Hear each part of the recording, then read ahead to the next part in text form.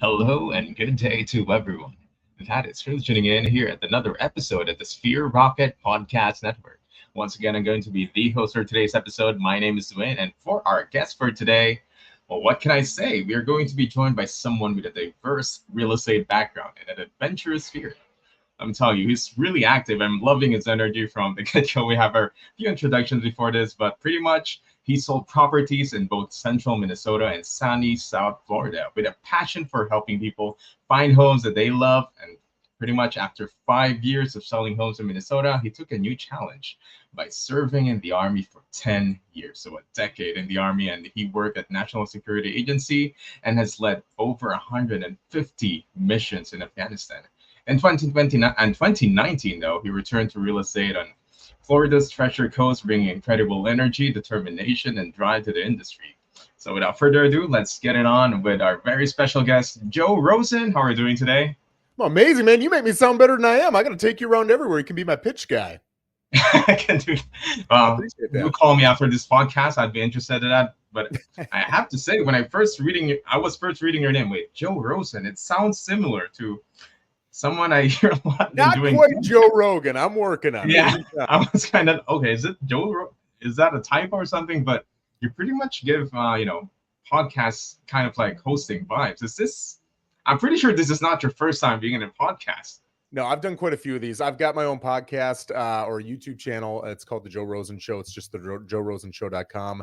And I've got a 7-Eleven group. It's called the 7-Eleven Accountability Group on Facebook every morning, 7-11 a.m. live. And just giving realtors tips and tricks to make their business better. So, yeah, man, I think the more you force yourself to communicate in whatever means it is, the better you become at communicating. So why not do it all the time? So I guess this is just a regular Monday podcast for you then. No, this is special. I appreciate this. Oh, okay. But pretty much, I'm quite surprised. 10 years serving in the military. I wouldn't expect it. Like from your kind of energy, you're just full of energy. I was thinking, I had an impression that you've been doing this like the entirety of your career, just speaking and stuff. But I guess looks can deceive. Yeah, well, I sold in Minnesota till I was 27, and then I got into the Army. I was an old man at 27. In the Army, I think we had a 50-person platoon, and I was the second oldest at 27 out of 50 people. Yeah, but yeah, and then I got back into it. I've been here for 5 years down in South Florida, and I absolutely love it. So I don't know that I look all that young. I just think when you hear 10 years in the Army, you assume that somebody's going to have zero energy and be done with life. But I love really it, man. I had a blast. kind of like keeping it to himself whenever, calm and collected kind of people in the Army. But what's more interesting is that, you've done real estate in the past before you went to the Army, like 5 years. Yeah. And then you went 10 years in the Army and then back into real estate. So it's kind of like a roller coaster kind of loop. So what got you into that kind of transition? I love real estate. I love being competitive. I don't know that I would have had to have done real estate, but I had to do something where I could compete. And real estate's just what I got into. I had to get out of it, not out of it, but into the Army because I was partying hard. I was a kid. I was drinking a lot. I was staying out late. I was chasing girls. And, it didn't matter how much money I made. And I was making pretty good money. I was blowing all of it. So I was like, man, I'm going nowhere. My health is declining. I'm still young. I'm not saving money. I'm racking up debt. I've got to put myself into a situation where I'm forced to have a little bit of discipline in my life. So the Army did that, plus 10 years of age, plus 7 kids, plus getting married. It matures you pretty quickly. So all of that. But then after I was in Afghanistan the last time, I remember thinking, man, my kids are getting older. I don't want to miss out on their life. 10 years is plenty. I really miss the competition of business. And so I started working on my business 18 months before I got out, before I was licensed, and built up my social media, my Instagram, YouTube, and Facebook. And by the time I landed here, and I didn't know anybody in Port St. Lucie, Florida, I didn't know anybody in Florida, period. By the time I landed here, I had 31 scheduled appointments, and I just hit the ground running, and I never turned back, man. Just like that. That's kind of like a huge head start from where you came from. Big but time. We have to assume. I need to think that 10 years, pretty much the market has changed. You're in a different state, but still, as you mentioned, there, social media is a lot bigger than it was 10 years ago now. So how was it getting back into real estate from a military background? It was honestly a lot easier because I had been helping a lot of my friends in real estate for those 10 years. I also knew what challenges I had when I first started in Minnesota. And so all the admin stuff, right? Getting your listing presentation done, getting your buyer checklist, your seller checklist, your open house checklist, getting your systems all set up, getting your CRM set up. All of that I could do before I even got licensed while I was still in the Army. And then when I got in, all of that was done. All I had to do was prospect, right? Prospect and follow up. So it really saved me a ton of time knowing how the process works and what bogs you down those first handful of months. And really also knowing that prospecting is where it's at. That's the fuel to the rocket. I tell my team all the time, you know, your rocket, how beautiful your rocket is, that is Sphere Rocket. This is perfect for Sphere Rocket. That's kind of like how educated you are, how experienced you are, how good of an agent are you, right? So a lot of people like to talk about how beautiful their rocket is or how good of an agent they are. But if you don't put fuel in the rocket, you've got the prettiest damn rocket that doesn't go anywhere. And that fuel is prospecting and follow-up, right? So you've got to get on the phones. You've got to have voice-to-voice conversations with people.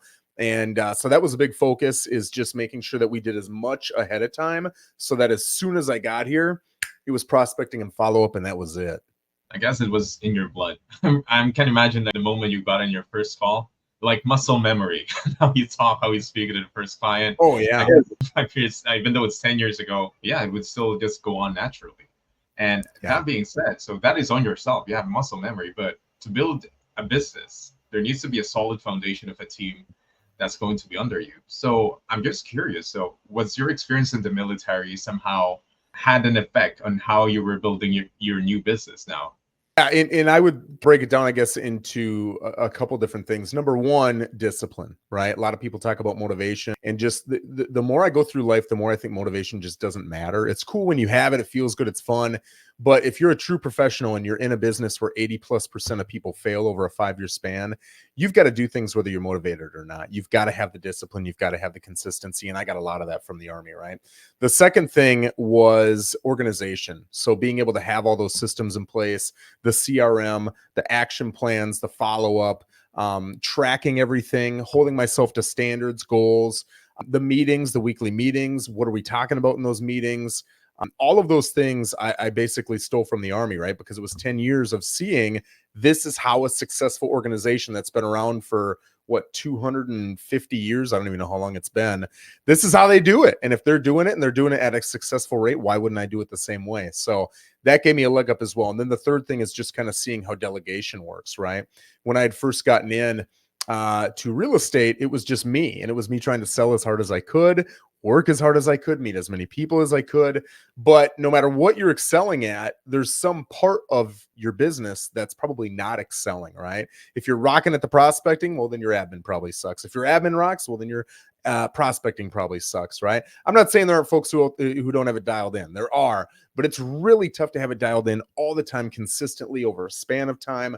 So being able to get a transaction coordinator is huge. It's a game changer, right? And whatever cost you put into that transaction coordinator, you're going to be able to make 5, 10, 15 times that because you're out prospecting more, bringing new business. Getting a team so that I can handle all the different buyers and sellers that we're working with, and I'm not losing any through the cracks. Incredibly important. And with Sphere Rocket, man, you guys have helped me. I've got a virtual assistant. She's my director of operations. She's phenomenal. She's been with me for about 1.5 years, and she's taken on the majority of my admin tasks. She helps me input all my listings. She helps me with our compliance team, making sure I'm getting paid the right amount, making sure our agents are all getting paid the right amount. She handles all of our onboarding for our team and our organization here. She makes a lot of the marketing. That woman is absolutely priceless to us. And like I said, there's a cost to her, but that cost, we're bringing in 5, 10, 15 times the amount because all that work she's taken off my plate, I'm able to spend that time meeting with and following up with new buyers and sellers. It's crazy though. 10, 15 years ago, going back to the timeline, virtual assistants are barely there. And if they are there, they're just there to, I don't know, answer emails, just remind you about your calendar schedules. But the amount of tasks and, responsibility that you give to her, like a director of operations, that shows that virtual assistant is not just limited to just the minimal task, but actually in an management position as well. And I'm sure that you did not give that position to her in the first 3 months. So how was the transition of growing and growing, basically training and developing her to be a good, to be in the position that she's currently in right now? Yeah, I mean, it was, I don't want to say simple, but it was kind of easy for me to figure out because I had been in a leadership position in the Army for so long. So for me, I had taken on so many new soldiers, and we've always got the policy book in hand, and there's a 2-week turnover. It's called right seat. So for the first week, I'm going to do everything you're going to watch. For the second week, you're going to do everything I'm going to watch and critique, right? And then the third week, it's all you. And if we have little problems, we'll kind of work them through. But that's kind of how we run things. And it was, I don't want to say seamless, but she did a really good job, and she's done it before. And hats off to you guys. If I can give a little pitch for Sphere Rocket, I had one set of interviews that did not go well. And I don't remember how many I talked to, maybe 6 or 7. And at the end, I said, I hate to be negative. And I thought, man, it's me. I'm the problem. I thought, I don't like any of these guys. I don't want to hire any of these guys. And then I thought, man, are my standards too high? What's going on? And then I called back and I said, hey, do you guys do DISC profile assessments? And they said, yes. And I said, okay, this is exactly what I want. I want a high D, high C. Can you get me that? And they said, sure. So we had, I don't know, 6, 7 new candidates pop up a week or two later, and I interviewed them all. And I remember saying the worst candidate out of these 6 is better than the best candidate from the previous one. So you guys have the tools in place to really look at, is this a marketing position? Because the person you want in marketing is way different than, you know, who you'd want for an ISA or who you'd want for a director of operations. And so to be able to look at the type of personality that that person has and doing it in an objective way through testing is incredibly helpful. And I would have never been able to do that if I was another company who doesn't do that type of testing. So I really appreciate you guys for that. And you guys have helped my business a lot because of it. You're basically just cherry picking, but of course, you had the negative experience with the first set of candidates, but I guess it's just a matter of knowing what you need and projecting to, and that definitely saves a lot of time. And in your experience in having a virtual assistant, how was the very first steps? Was it, you said it was simple, but if you could name some struggles that you've had maybe in the first few months, because you know you've been in management position, especially in the military, but digitally it's going to be quite different. So how did you deal with that kind of discrepancy or differences? Well, and as I share these, anybody listening who's thinking, hey, should I do this? And oh man, these are the challenges. What did he go through?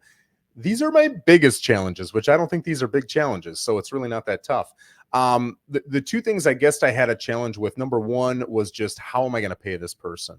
Because not the where am I going to come up with money, but literally how am I going to send the money? So I took some advice from you guys. You had different payment solutions. I talked with my accountant on how to make this the most intelligent tax wise. And even she provided my director of operations some different solutions that would work. And so that was something that took me probably a week and a half to kind of figure out. The second thing is just all of the different recommendations that Sphere Rocket makes. They're time consuming. They're incredibly valuable, incredibly helpful. You want to invest the time doing them, but it's a lot. And so I remember reading a lot, watching a lot of videos, trying to understand a lot. I mean, they'll tell you about the culture. They'll tell you what's typical. They'll tell you what, you know, high pay is, what normal pay is, what low pay is. How do you incentivize someone from a different culture than the culture you're in? How do you communicate with them? What are expectations? How do you track their performance? All those different things I could have guessed at, and maybe I would have been successful. Maybe I wouldn't have. But with all of the education and help that Sphere Rocket gives you, if you just read the doggone stuff and you watch the videos, you're already at a B+ right there, in my opinion. I think that's what's special about Sphere Rocket as an agency. We just don't train our people that we're going to send out to clients. We train the clients themselves. Yes. Either they're not familiar with the culture, as you mentioned, or it's their first time having a virtual assistant. That is really crucial. It's going to save a lot of resources, lots of trial and error that would be costly in the long run. And yeah, that's one of the special things about Sphere Rocket. We make sure that not just our people are ready, but our clients would be also ready to take this perhaps a new step in their business. And how long have you got your virtual assistant? 1.5 years. Yeah. So you just have one virtual assistant, or is it like a group of people? No, I've got her. I'm going to admit that I'm cheating on you. I've got another ISA through another company. And not that I didn't want an ISA, but I wasn't in a position where I wanted to hire one yet. And the owner of the company said, listen, I don't do this for anybody else, but I'll give you this ISA and you can pay us a percentage of your closings instead of an hourly rate or a monthly rate or whatever. And I thought, well, what the heck do I have to lose with that? So, okay. So we've been doing that now for about 3-4 months. That's been going really well. It's really helped us to expand our database, right? Instead of throwing 2,000 new leads in there, now we're able to throw 4,000 new leads in there. So all of the automations that are getting done, not just the 4,000 calls versus 2,000, which is obviously great, but now we've got 4,000 people that we can send automated weekly emails to on Wednesdays, that we can send texts, emails, and voicemail drops to every 2 weeks forever, right? So all of those people, and we've got them on, we call them e-alerts in the CRM that I'm in. So it puts you on like an automated MLS search, and you can shut it off, you can tweak it, whatever, but we can see what you're doing. So now we know how interested you are. If you're interested, we know what you're interested in. We can see, hey, dead. All of a sudden, boom, you're looking at a whole bunch of stuff. What a phenomenal call to make that day, right? And then we've got neighborhood alerts on there, basically telling you, hey, here's everything in your neighborhood in the last 30 days that's sold, that's active, that's canceled, that expired. So now you can kind of make assumptions, good assumptions as an owner about what your property would be worth. But we can see all that activity. When you've got an ISA and a VA and all these different people helping you, and you can really ramp up the amount of numbers that you're pumping into that CRM, you're putting all those automations to work on so many more people that it's not just the doubling of your calls. It's that added, I wouldn't even say layer, I'd say layers of extra marketing that are going to get you more closings every year. So I'm really fluffing your feathers here, but you guys are pretty damn amazing. That's why you have lots of time, especially to make this kind of podcast episode. But of course, you still needed to do the in-person communication, like voice to kind of stuff like that. But imagine the amount of time it has trimmed off of your schedule compared to just like doing it all by yourself. Yes. And I can imagine when your first 5 years in the real estate compared to now, I guess it's like night and day difference in how you were doing things. But of course, the market is still different back then, but it's a lot more convenient right now. And that being said, that technological advances definitely contributed in how the marketing and the business goes into real estate. So you said you're all about, competition, being competitive. So how is the competition right now in the real estate because of all of these advancements? I'll be honest, I don't really pay attention to, nor am I motivated by the competition in my local market. I really have, or I try to maintain a really good relationship with everybody here. And if you win, that doesn't mean that I lose. I mean, I couldn't sell 2% of the homes in Port St. Lucie if I wanted to, right? I don't have the time to. So I'm not really worried about that aspect. I'm worried about competing with myself. I like creating competitions amongst my team just to get them going, to get them riled up so they work harder. That type of stuff is fun to me.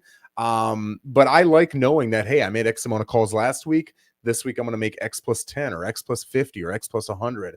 Or, hey, this is how many I closed last year. What do I got to do to ramp that up by 10, 20, 30% this year? And just always challenging yourself.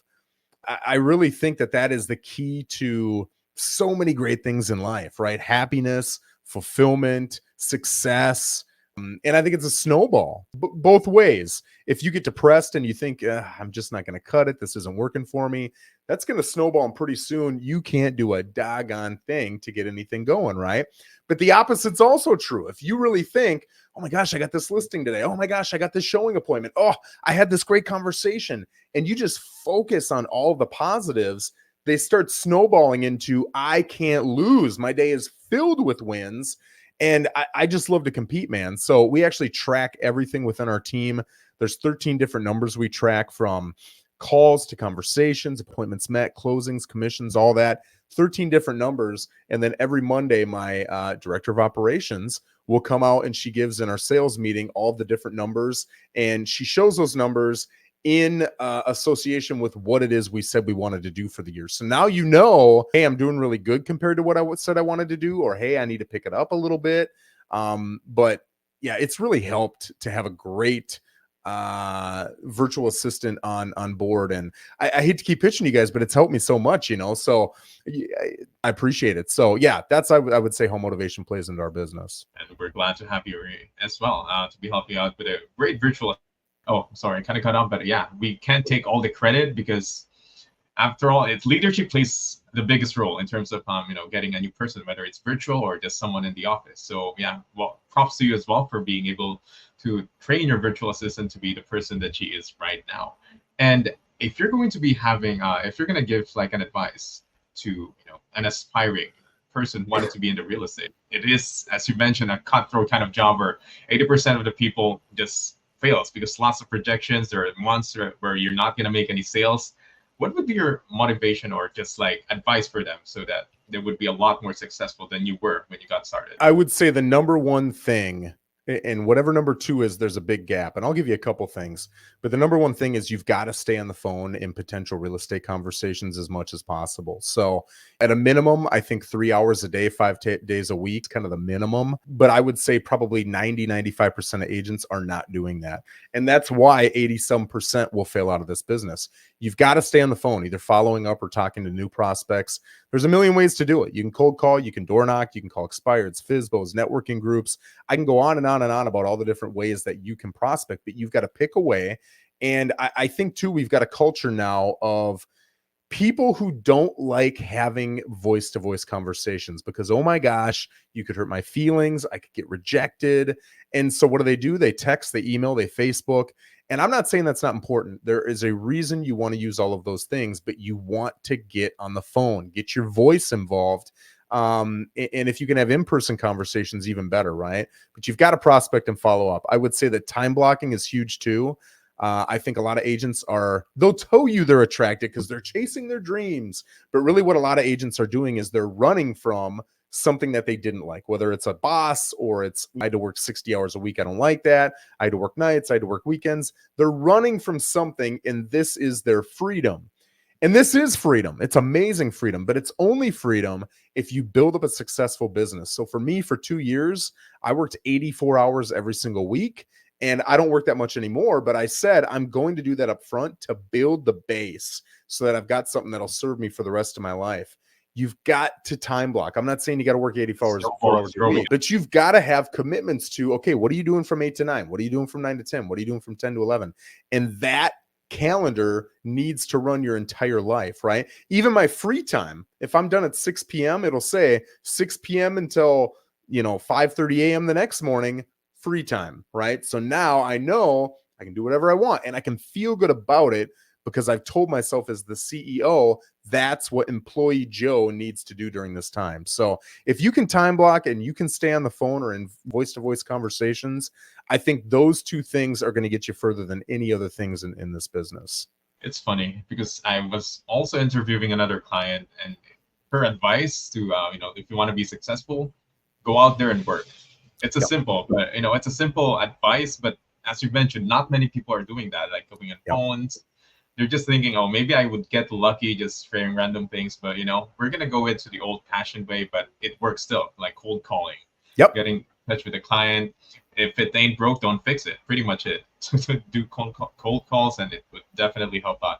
I guess that's also why a lot of people would be discouraged in cold calling, because rejections, and some of them with the culture that we have right now, we don't want to kind of, what they call this, give a negative impression of like sales calls to just some random people. If it works, then definitely that's something that you should keep on doing. You just need to be not hard-headed, but just be able to process those negative thoughts that you're just doing your job, and those sort of stuff that you need to just develop in your personality.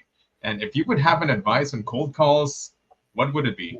Just curious. Yeah. So a couple of things. First of all, I've heard people brag about the fact that they don't prospect, right? I get people coming to me. I only work on referrals.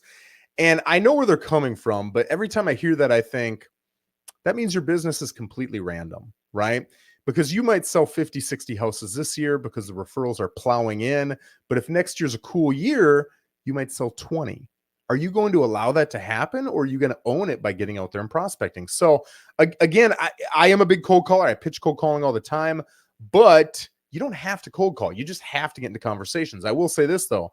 If you have a problem talking to someone through a cold call, if you have a problem talking to an expired, to a for sale by owner, if you can't handle those objections, you're not going to be successful anyway. It doesn't matter if you get referrals, loads of referrals. They're going to have problems, the same problems expireds and FSBOs and cold calls have. And if you can't overcome those objections and you've got fear involved, and that fear is more important than your ability or opportunity to be successful, you're going to have a huge challenge running a successful business. So you've really got to look at the fact that, hey, do we have fear about cold calling? Sure.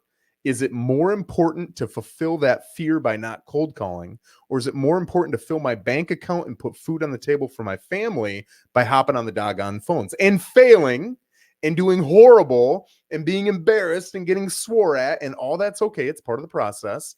And then eventually getting so doggone good that any objection could come out of that person's mouth and you know exactly what to say, how to say it, what tone to use, what speed to use, and how to get them to move forward. Not for you, right? For you, it's the silver lining. You're going to get paid. You're going to get a commission. That's great. But for them, there are people, 1 out of 7 is making some sort of real estate purchase or sale this year, 1 out of 7. So if you call 100 people, that means 14 of those people are doing something, right? So getting in front of 100 folks, or at least 100 attempts, and having 14 at bats, and it's either 78 or 79% of people will work with the first person they talk to. So what's 80% of 14? That's got to be 8 plus roughly 3 is 11. So let's just say it's 11 people. You call 100 people, 11 will do business with you. That's assuming all of them pick up, and not all of them are going to pick up, but 11 will do business with you. When you hear that number and then you multiply that by whatever the average commission in your market is, for me, it's 11 grand. 11 grand times 11. Oh man, now I got to do some tough math. That's $120,000 you have the potential of making by just getting on the doggone phone, following up, doing some cross marketing, being professional. You had mentioned My Energy. I can't tell you how many times people know a lot of realtors. They're very well connected, but they say, Joe, I love your positivity. I love your energy. I'm going to work with you, because they assume, whether it's true or not, perception matters. And I'm not saying it's not true, but what I'm saying is you need to be on the ball at all times. People assume that if you're positive all the time and you're energetic all the time, that when they hit a challenge in their transaction, you're not going to sit there and cry and whine and think about how you're losing your commission. You're going to be sitting down with a hammer and a chisel thinking about all the different solutions you've got to fix their problem. And you're going to bring it to them in a successful, highly motivated fashion that gets them to want to move forward too. And that's what they want. They're attracted to that. So be the magnet, man. Don't be a schlub. Get excited, get motivated, get engaged, get in front of people. Do not be scared. Get excited to fail.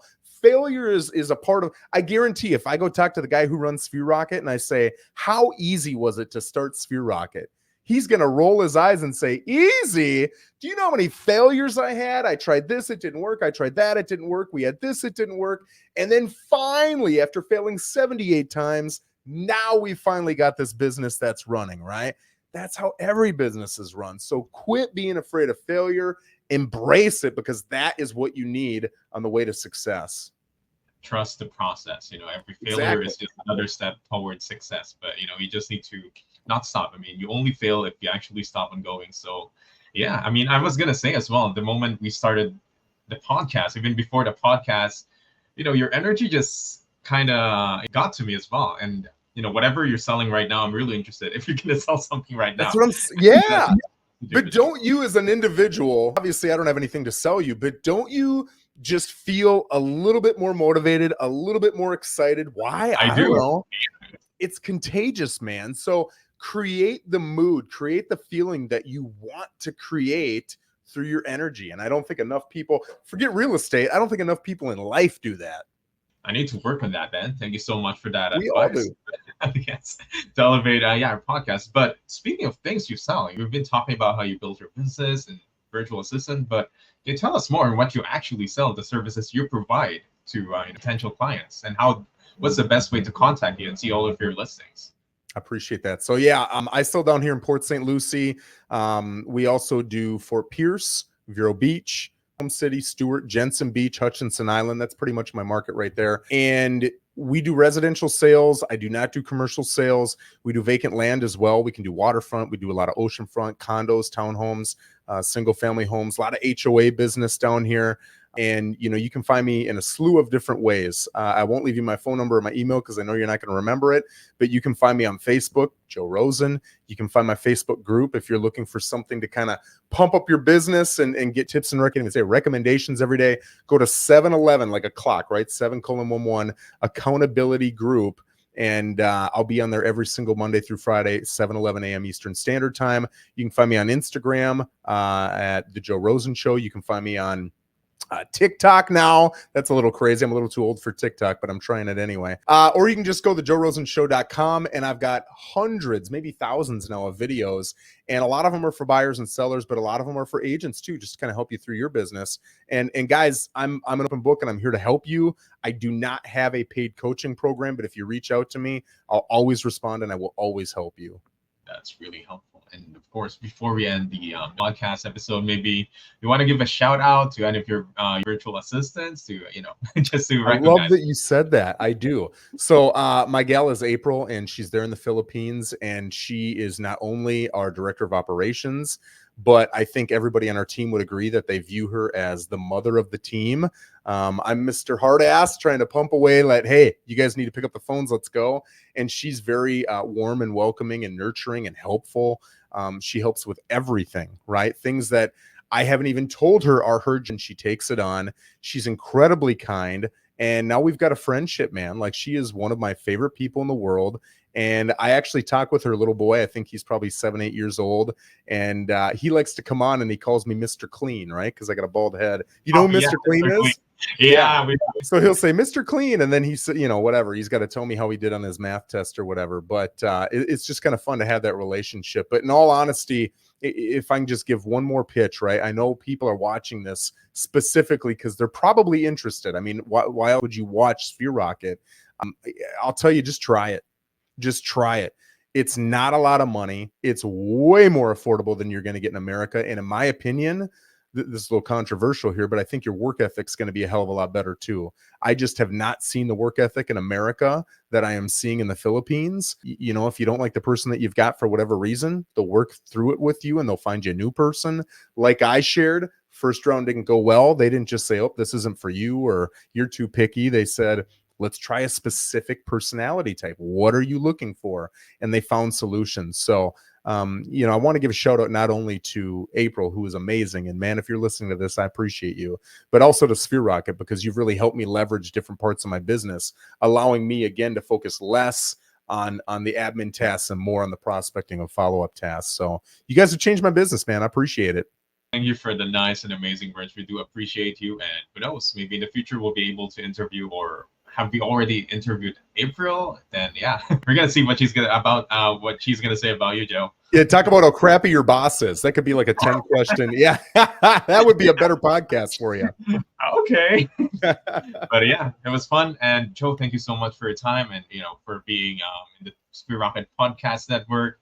And hopefully a lot of people that have been listening to this is able to learn or a thing or two. And don't be afraid to reach us if you wanted to have any VAs, and you can try it. It's a lot more affordable. You can actually afford to take a hit just in case everything goes ill, compared to having someone over there locally. I guess that's one of the biggest benefits of having a virtual assistant. It's a lot more affordable to make mistakes and develop the person that you actually like. And as Joe, I would quote Joe, it's the work ethics are a lot better based on what you mentioned. But yeah, that's based on experience. So Joe, that is all that we have for today. It's been amazing having you once again, and hopefully for everyone, we'll see you in the next episode of the Sphere Rocket Podcast Network. Goodbye, everyone. Feeling overwhelmed by your business tasks? Well, it's time to step up your game. Visit www.spherocketva.com and get a virtual assistant from us at Sphere Rocket VA. Streamline your business operations and focus on what really matters.